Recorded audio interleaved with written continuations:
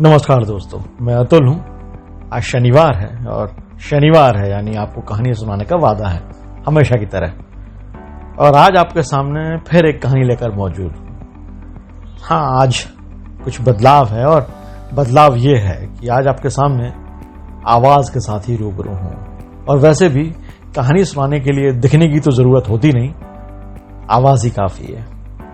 आज जो कहानी सुना रहा हूं वो गजब की शख्सियत है और बरसों पहले दुनिया को अलविदा कह गए थे, लेकिन आज भी वो लोगों के दिलों में जिंदा है पूरी ताकत के साथ। आज की कहानी को मैंने नाम दिया है मार्शल आर्ट का मार्शल। 20 जुलाई को मार्शल आर्ट्स के बेताज बादशाह कहे जाने वाले ब्रूस ली की डेथ एनिवर्सरी है। आज आपको उन्हीं की कहानी सुना रहा हूं। बड़ी बात यह इस कहानी की डिमांड मेरे एक दोस्त ने की है और जब दोस्त कुछ कहे तो आपको करना ही पड़ता है। ब्रूस ली का जन्म 27 नवंबर 1940 को चीनी सैन फ्रांसिस्को के चाइना टाउन के एक चाइनीज हॉस्पिटल में हुआ था। आखिर उन्होंने मार्शल आर्ट सीखना ही क्यों चुना, इसकी एक बड़ी दिलचस्प सी कहानी है। ली का बचपन हांगकांग में बीता था और बचपन में खेलते समय ब्रूस ली दूसरे बच्चों की पिटाई कर दिया करते थे और इससे नाराज उनके दोस्तों ने कुछ बच्चों को मिलाकर एक ग्रुप बना लिया और जिनको ब्रूस ली रोज पीटते थे तो वो ग्रुप बनाकर अब ब्रूस ली को पीटने लगे। बच्चे रोज ब्रूस ली को पीटने लगे तो ली चोटिल होने लगे, चोट लगने लगी और वो उसी चोटों के साथ रोज घर जाते थे ब्रूस ली। जब चोटों के साथ बच्चा घर पहुंचता है तो यार मां तो परेशान होती ही है ना, तो ऐसा ब्रूस ली की मां के साथ भी हुआ कि वो परेशान रहने लगी और मां ने एक दिन ब्रूस ली को महान मार्शल आर्टिस्ट एप मान के पास ट्रेनिंग लेने भेज दिया। एप मान ने ली के टैलेंट को पहचाना और उन्होंने मार्शल आर्ट्स की ट्रेनिंग देनी शुरू कर दी। ट्रेनिंग खत्म होती है तो खत्म होने के बाद उन्हें पढ़ाई के लिए अमेरिका भेज दिया गया। वहां ब्रूस ली ने महज 18 साल की उम्र में पहली बार कुंग-फू सिखाना शुरू किया और कुंग-फू से जो पैसे आते थे उनके पास, उसकी मदद से उन्होंने अपनी यूनिवर्सिटी की पढ़ाई पूरी की। हालांकि ब्रूस ली का कुंग-फू सिखाना और वो भी अमेरिकी लोगों को, ये वहां रहने वाले चीनियों को बहुत पसंद नहीं आया और क्योंकि अमेरिका में रहने वाले चीनियों का मानना था कि गैर चीनियों को मार्शल आर्ट सिखाना अपराध है। चीनी ये मानते थे कि मार्शल आर्ट सिर्फ और सिर्फ चीनियों के लिए ही होता है।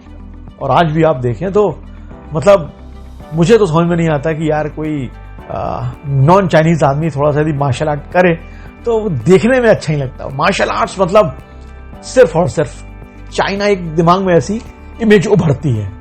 खैर, ब्रूस ली गैर चीनियों को कुंग-फू सिखा रहे थे, इसलिए उस जमाने के एक जाने माने अमेरिकी लड़ाके हुआ करते थे मार्शल आर्ट के, वोंग जैक मान। वो जैक मान ने उन्हें चैलेंज किया। ब्रूस ली ने भी उनकी चुनौती मानी और दोनों के बीच मुकाबला हुआ। कहते हैं कि ब्रूस ली की रफ्तार इतनी तेज थी कि उन्होंने 1.5-2 मिनट में ही वोंग जैक मान को हरा दिया, पलटा दिया। कुल मिला के कहें तो ब्रूस ली की रफ्तार का अंदाजा उस वक्त लगाया गया जब 1962 यानी 1962 में एक फाइट के दौरान अपने विपक्षी पर एक के बाद एक उन्होंने 15 पंच और एक किक जड़ दी।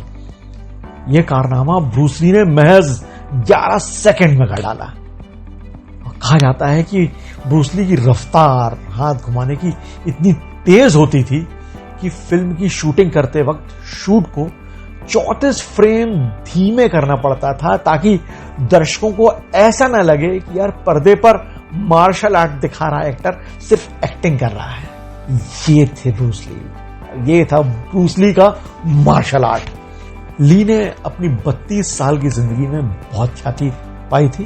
वैसे तो उनकी सभी फिल्में बहुत ही जबरदस्त रही हैं, लेकिन उनकी जो सबसे खास और चुनिंदा फिल्में हैं, उनके यदि उनका जिक्र किया जाए तो the good and the obvious, the big boss, the fist of fury, way of dragon और सबसे शानदार एंटर द ड्रैगन। उन्होंने केवल अपनी 18 साल की उम्र में 20 से ज्यादा फिल्मों में काम किया था।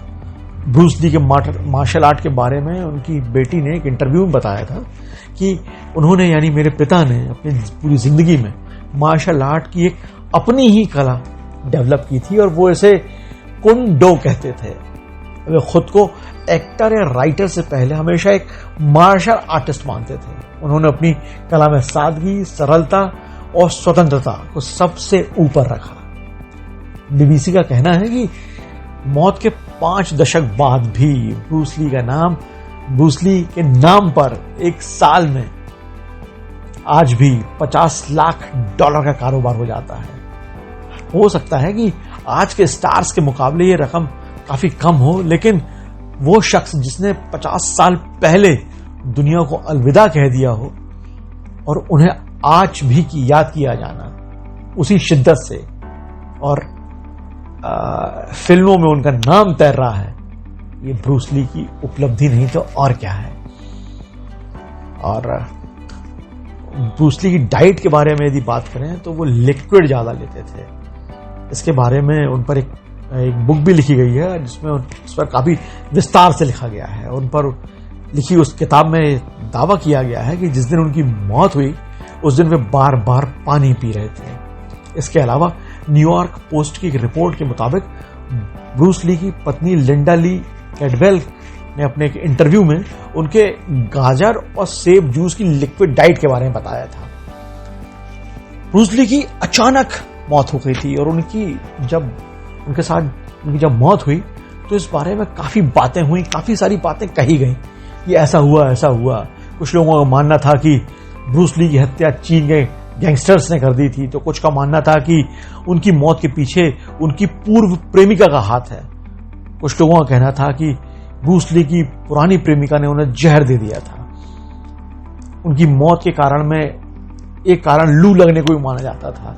हालांकि कुछ साल पहले रिसर्चर्स ने दावा किया था कि ब्रूस ली की मौत का कारण कोई बीमारी नहीं बल्कि उनकी जान ज्यादा पानी पीने से गई थी। ब्रूस ली ज्यादा मात्रा में पानी पीने, कुछ दवाएं खाने और शराब पीने के कारण हाइपोनेट्रेमिया नामक की बीमारी का शिकार हो गए थे। हाइपोनेट्रेमिया की स्थिति में सोडियम की मात्रा आपके शरीर में बढ़ जाती है और इसके चलते ब्लड में इसकी मात्रा असंतुलित हो जाती है।